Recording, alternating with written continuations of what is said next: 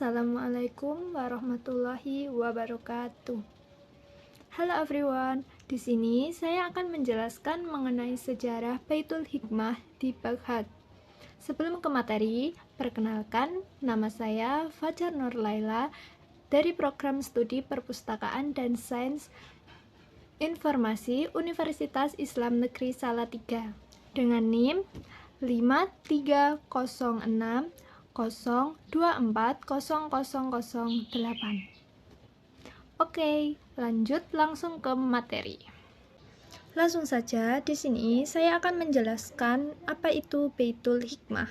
Baitul Hikmah atau Rumah Kebijaksanaan adalah sebuah perpustakaan besar yang terletak di negara Irak di Baghdad. Baitul Hikmah menjadi pusat penerjemahan karya ilmiah, penelitian dari berbagai negara pada masa keemasan Daulah Abbasiyah. Didirikan oleh Khalifah Harun ar-Rasyid dan mencapai puncaknya pada masa kepemimpinan putranya, yaitu Khalifah al-Ma'mun. Pada masa kepemimpinan Harun ar-Rasyid dalam mengembangkan Baitul Hikmah di kota Baghdad. Harun ar-Rasyid yaitu sebagai pelopor dan pendukung utama, menjadikannya pusat intelektual yang luar biasa dengan mendorong penerjemahan, penelitian, dan pengembangan ilmu pengetahuan, menjadikannya sebagai simbol zaman keemasan Islam melalui investasi besar-besaran, memberi gaji ilmuwan, dan membangun infrastruktur pendukung sehingga Baghdad menjadi pusat peradaban dunia.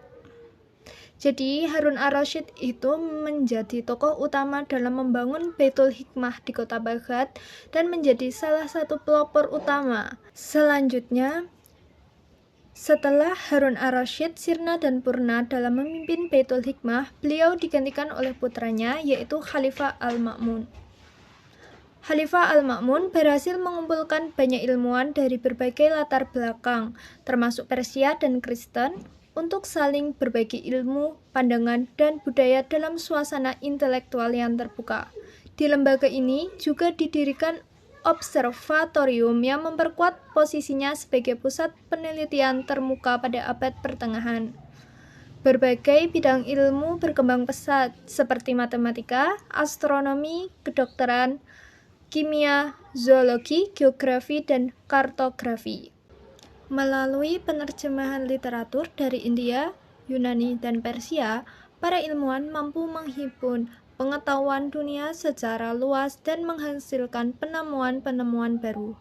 Pada pertengahan abad ke-9, Baitul Hikmah bahkan menjadi repositori buku terbesar di dunia. Selanjutnya yaitu pada masa kepemimpinan Khalifah al-Mu'tasim, yaitu putra dari Khalifah al-Ma'mun sendiri. Pada masa kepemimpinannya, Baitul Hikmah tetap mengalami perkembangan meskipun fokus utama pemerintahannya lebih diarahkan pada bidang keamanan. Al-Mu'tasim mengandalkan pasukan dan komandan militer Turki untuk menjaga stabilitas kekhalifahan, sekaligus membangun kota baru bernama Samara sebagai pusat pemerintahan. Meskipun prioritasnya berbeda dari pendahulunya, ia tetap melanjutkan pengelolaan dan dukungan terhadap institusi ilmiah peninggalan Al-Ma'mun sebagai aktivitas keilmuan di Baitul Hikmah agar tetap terjaga. Selanjutnya, Baitul Hikmah dipimpin oleh Khalifah al-Watsik, yaitu putra dari Khalifah al-Mu'tasim. Pada masa kepemimpinannya, Khalifah al-Watsik perhatiannya terhadap perkembangan ilmu pengetahuan dan pemikiran rasionalis tetap berlanjut. Al-Watsik dikenal sebagai pemimpin yang tegas dalam mengawasi para pejabat di Baitul Hikmah, termasuk menerapkan kebijakan anti korupsi dengan menyita harta pejabat yang diperoleh secara tidak sah. Langkah ini tidak hanya menjaga integritas lembaga, tetapi juga membantu mempertahankan stabilitas ekonomi Baitul Hikmah, sehingga kegiatan intelektual tetap produktif dan terarah. Selanjutnya, yaitu pada masa kepemimpinan Khalifah al-Mutawakkil.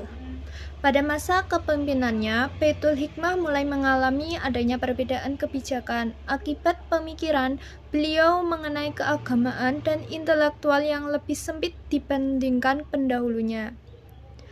Ia mendukung interpretasi literal atas Al-Quran dan hadis, serta memandang filsafat Yunani sebagai ajaran non-Islam yang tidak layak dikembangkan di Baitul Hikmah.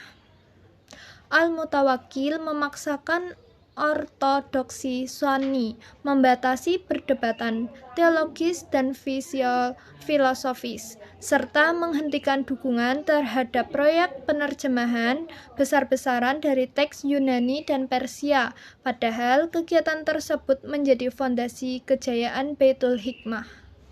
Dan pergeseran fokus dari sains dan filsafat ke studi keagamaan tradisional membuat momentum intelektual Baitul Hikmah melemah dan perlahan memasuki masa kemundurannya. Selanjutnya yaitu kemunduran Baitul Hikmah. Pada tahun 1258 Masehi, Baitul Hikmah mengalami kehancuran total akibat serangan bangsa Mongol yang dipimpin oleh Hulagu Khan ke Baghdad. Perpustakaan besar ini dibakar dan dijarah, menyebabkan hilangnya warisan intelektual yang sangat besar.